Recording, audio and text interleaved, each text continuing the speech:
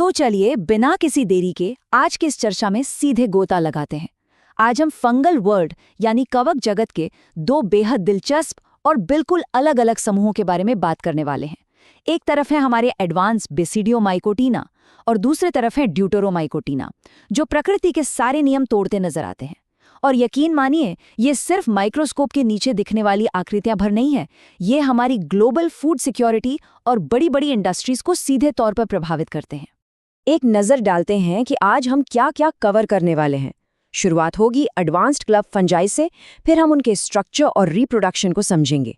उसके बाद एंट्री होगी इम्परफेक्ट फंजाई की, जहां हम उनके कमाल के पैरासेक्सुअल लूपहोल को डिकोड करेंगे और आखिर में देखेंगे कि खेती और इंडस्ट्री पे इनका क्या इम्पैक्ट पड़ता है। ठीक है, तो शुरुआत करते हैं इन original handwritten scientific notes से। यही वो फाउंडेशन है जो बेसिडियोमाइकोटिना और ड्यूटेरोमाइकोटिना के बीच के उन बारीक लेकिन गेम चेंजिंग अंतरों को साफ साफ हमारे सामने रखता है। तो सबसे पहले बात करते हैं बेसिडियोमाइकोटिना की। फंगल किंगडम में इन्हें सबसे एडवांस्ड माना जाता है और अक्सर इन्हें क्लब फंजाई भी कहते हैं। अगर हम इनके स्ट्रक्चर को करीब से देखें तो सबसे पहली चीज जो ध्यान खींचती है वो है इनका सेप्टेट और ब्रांच्ड माइसीलियम। सेप्टेट का मतलब है कि इनके अंदर बाकायदा क्रॉस वॉल्स होती हैं, लेकिन जो चीज इन्हें सच में खास बनाती है वो है क्लैंप कनेक्शन। ये इनकी एक बहुत ही यूनिक सेल्यूलर प्लम्बिंग सिस्टम है जो इनकी पहचान है। और हाँ, इनमें एसेक्सुअल रिप्रोडक्शन यानी अलैंगिक जनन बहुत ही कम देखने को मिलता है। अब इस कमाल के फीचर को देखिए, डॉलीपोर सेप्टम। असल में ये इनके सेप्टेट माइसीलियम के बीच पाए जाने वाली एक बहुत ही स्पेशलाइज्ड और कॉम्प्लेक्स डिवाइडिंग वॉल है। ये कोई साधारण सी दीवार नहीं है, बल्कि ये एक तरह का एडवांस स्ट्रक्चर है जो साबित करता है कि ये फंजाई एवोल्यूशन के मामले में कितने आगे निकल चुके हैं। और इनका लाइफ साइकिल वो तो और भी दिलचस्प है। इसके एक बड़े हिस्से में ये डाइकैरियोटिक यानी N+N फेज में रहते हैं। आसान भाषा में कहें तो एक ही सेल के अंदर दो अलग अलग न्यूक्लियाई एक साथ लंबा समय बिताते हैं, बिल्कुल एक ही छत के नीचे रहने वाले दो अलग अलग किराएदारों की तरह। चलिए अब आगे बढ़ते हैं और देखते हैं कि ये एडवांस स्ट्रक्चर इनके रिप्रोडक्शन के तरीके को कैसे तय करता है। जब बात सेक्सुअल रिप्रोडक्शन की आती है तो ये एक्सोजीनस तरीके से स्पोर्स बनाते हैं। एक्सोजीनस का सीधा सा मतलब है कि स्पोर्स स्ट्रक्चर के बाहर की तरफ बनते हैं। इन स्पोर्स को बेसिडियोस्पोर कहते हैं और ये जिन क्लब जैसी आकृतियों पर उगते हैं उन्हें बेसिडियम कहा जाता है। इसी क्लब शेप की वजह से ही तो इन्हें क्लब फंजाई का नाम मिला है। लेकिन जरा सोचिए, अगर किसी फंगल स्पीशीज में ये सेक्सुअल रिप्रोडक्शन वाला फेज पूरी तरह से गायब ही हो जाए तो क्या होगा? बिना सेक्सुअल मिक्सिंग के वो स्पीशीज खुद को कैसे बचाएगी? वो बदलते वक्त के साथ कैसे इवॉल्व होगी? और बस यही वो सवाल है जो हमें हमारे अगले बड़े ग्रुप की तरफ ले जाता है, ड्यूटेरोमाइकोटिना।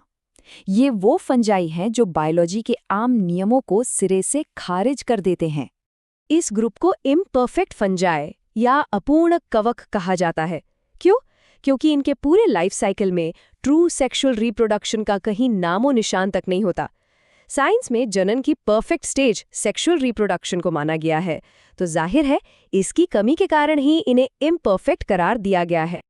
तो फिर ये सर्वाइव कैसे करते हैं? ये पूरी तरह से असेक्सुअल स्पोर्स पर निर्भर करते हैं, जिन्हें मुख्य रूप से कोनिडिया कहा जाता है। इनका माइसीलियम भी सेप्टेट होता है, लेकिन इनका पूरा का पूरा साइंटिफिक क्लासिफिकेशन सिर्फ इस बात पर टिका होता है कि ये असेक्सुअल कोनिडिया आखिर बनते कैसे हैं। अब अगर हम दोनों ग्रुप्स को आमने सामने रखें तो कॉन्ट्रास्ट बिल्कुल साफ है। एक तरफ हमारे एडवांस्ड क्लब फंगाई हैं जो अपने कॉम्प्लेक्स बेसिडियोस्पोर्स के साथ सेक्सुअल रिप्रोडक्शन करते हैं, और दूसरी तरफ है ये इम्परफेक्ट फंगाई जो सेक्स के बिना सिर्फ और सिर्फ अपने असेक्सुअल कोनिडिया के भरोसे बैठे हैं। लेकिन रुकिए, कहानी में एक ट्विस्ट है। अगर ये इम्परफेक्ट फंजाई सेक्सुअल रिप्रोडक्शन नहीं करते तो ये अपनी जेनेटिक डाइवर्सिटी को कैसे मेंटेन रखते हैं? इसके लिए हमें इनके एक बहुत ही सीक्रेट और शानदार मैकेनिज्म को समझना होगा। इस मिस्ट्री का जवाब हमें सोर्स नोट्स के इस हिस्से में मिलता है। यहाँ एक बहुत ही कमाल के बायोलॉजिकल वर्कअराउंड का जिक्र है जो साबित करता है कि नेचर हमेशा कोई न कोई रास्ता निकाल ही लेती है। इसे कहते हैं पैरासेक्सुअलिटी। ये एक ऐसा प्रोसेस है जो बिना किसी एक्चुअल सेक्सुअल साइकिल के भी जेनेटिक मिक्सिंग होने देता है। एक तरह से ये इम्परफेक्ट फंजाई के लिए नेचर का दिया हुआ एक चीट कोड है, जिससे ये खुद को लगातार एडैप्ट और इवॉल्व कर पाते हैं। ये जेनेटिक लूप होल मुख्य रूप से 2 स्टेप्स में काम करता है। पहले स्टेप में वेजिटेटिव हाइफे के अंदर ही न्यूक्लियाई आपस में फ्यूज हो जाते हैं और उसके तुरंत बाद शुरू होता है हैप्लॉइडाइजेशन, जहां जेनेटिक मटेरियल बिल्कुल वैसे ही मिक्स हो जाता है जैसे हम ताश के पत्तों को फेंटते हैं। इस तरह बिना सेक्स के ही बेहतरीन जेनेटिक वैरायटी तैयार हो जाती है। चलिए अब माइक्रोस्कोपिक लेवल से थोड़ा जूम आउट करते हैं। आखिर हम इन जीवों के क्लासिफिकेशन को इतनी बारीकी से क्यों पढ़ रहे हैं? ग्लोबल एग्रीकल्चर और इंडस्ट्री के लिए ये इतना मायने क्यों रखते हैं? सोर्स डेटा की इस टेबल पर नजर डालिए। ये फंजाई हमारी फसलों को बर्बाद करने वाले सबसे बड़े विलेन हो सकते हैं। बेसिडियोमाइकोटिना ग्रुप का पक्सिनिया गेहूं में खतरनाक रस्ट रोग पैदा करता है और उस्टलागो से स्मट होता है। वहीं ड्यूटेरोमाइकोटिना की बात करें तो अल्टरनेरिया आलू में अर्ली ब्लाइट और कोलेटोट्राइकम गन्ने में रेड रॉट का कारण बनता है। लेकिन पिक्चर अभी बाकी है। ट्राइकोडर्मा जैसे कुछ ड्यूटेरोमाइकोटिना हमारे दोस्त भी हैं जो खेतों में बायो कंट्रोल एजेंट की तरह काम करके फसलों को बचाते हैं। और बात सिर्फ खेतों तक ही सीमित नहीं है।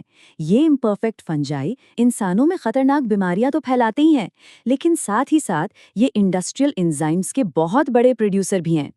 आज की कई बड़ी और ज़रूरी इंडस्ट्रियल प्रोसेस सीधे तौर पर इन्हीं के भरोसे चल रही हैं।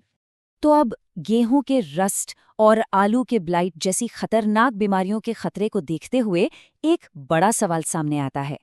अगर हम इन कवकों के पैरासेक्सुअल लूपहोल को पूरी तरह से डीकोड कर लें, तो क्या हम अपनी भविष्य की ग्लोबल फूड सप्लाई को सुरक्षित करने की सबसे बड़ी चाबी खोज सकते हैं?